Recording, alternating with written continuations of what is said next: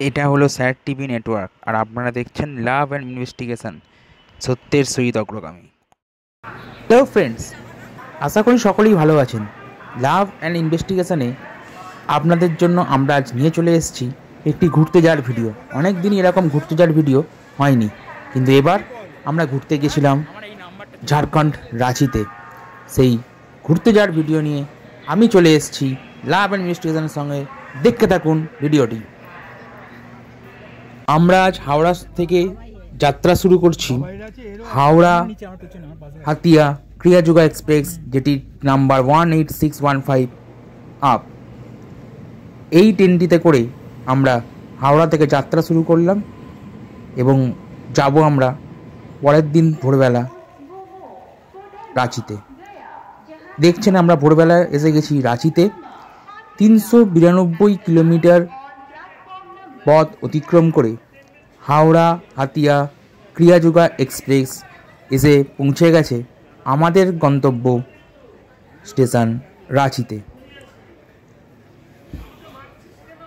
গতকাল রাত্রির 9:45 নাগাদ ট্রেনটি ছাড়ে হাওড়া থেকে এবং ভোর 6টার মধ্যেই আমাদেরকে রাঁচি স্টেশনে নামিয়ে দেয়। আপনারা দেখছেন রাঁচি স্টেশন।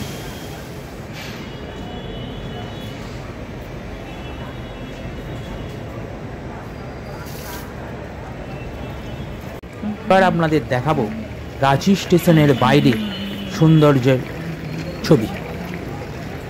এখানে ওয়েট করছি আমাদের পরবর্তী গাড়ির জন্য। সেই গাড়ি করে আমরা আজ প্রথমে হোটেল যাব। সেই হোটেলে আজ আমরা এখানে থাকবো রাঁচিতে এক রাত। তারপরে আমরা চলে যাব আরও অনেক জায়গা। তার মধ্যেই আমরা আজ এখানে কিছু জায়গা ঘুরব। চলুন তাহলে। এসে গেছি আমরা হোটেল ভিটসা ভিয়ারে। হোটেলের ভেতরের পরিবেশ আপনাদের একটু দেখাচ্ছি। আমরা এখানে এসেছিলাম 25শে ডিসেম্বরের তারিখে, আর সেই সময় খ্রিস্টমাস উপলক্ষে হোটেল সাজানো গোছানো হয়েছিল। হোটেলে ঢোকার সময় যে বেড়াতে যাবার বিভিন্ন ছবি এখানে টাঙানো আছে, সেইগুলো আপনাদের একটু আমরা দেখিয়ে দেব।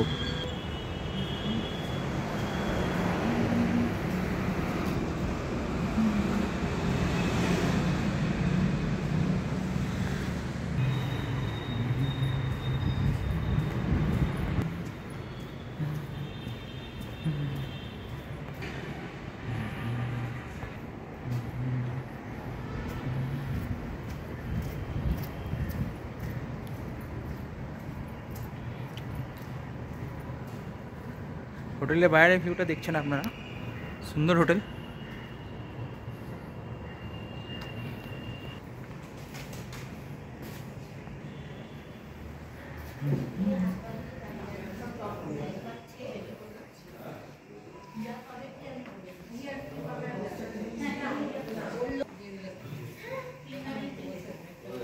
এবার আমরা হোটেলে ঘরে একটু রেস্ট নিয়ে নেব, কারণ একটু পরেই আমরা বেরিয়ে যাব এখানকার দুটো সাইট সিন দেখতে। একটি হচ্ছে দশম ফলস আর একটি হচ্ছে সূর্য মন্দির। চলুন তাহলে একটু রেস্ট নিয়ে নিই আমরা অবশ্যই আবার আসবো একটু পরে। বন্ধুরা, এবার আমরা বেরিয়ে পড়েছি আমাদের প্রথম গন্তব্য দশম ফলসের দিকে।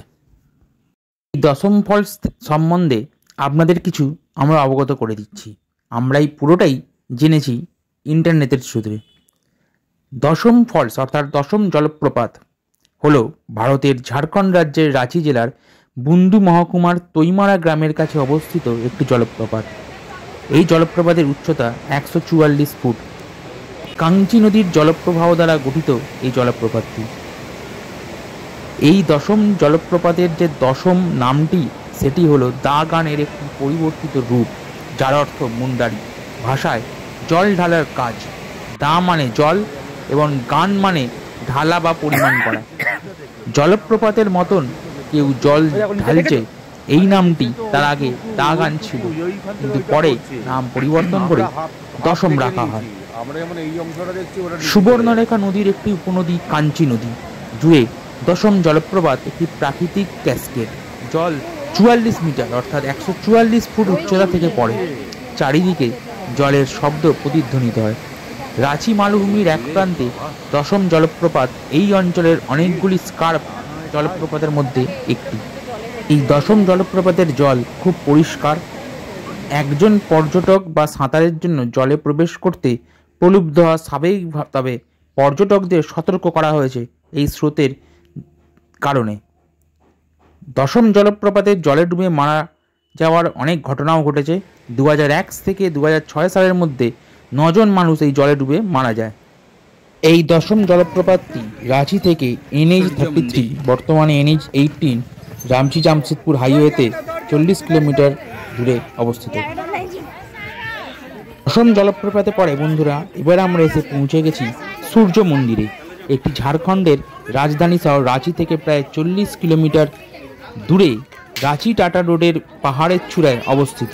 মন্দিরটি 18টি চাকা এবং 7টি প্রাকৃতিক ঘোড়াসহ বিশাল রথের আকারে নির্মিত। মন্দিরটিতে শিব, পার্বতী এবং গণেশ সহ আরও বেশ কিছু দেবতার মূর্তি রয়েছে।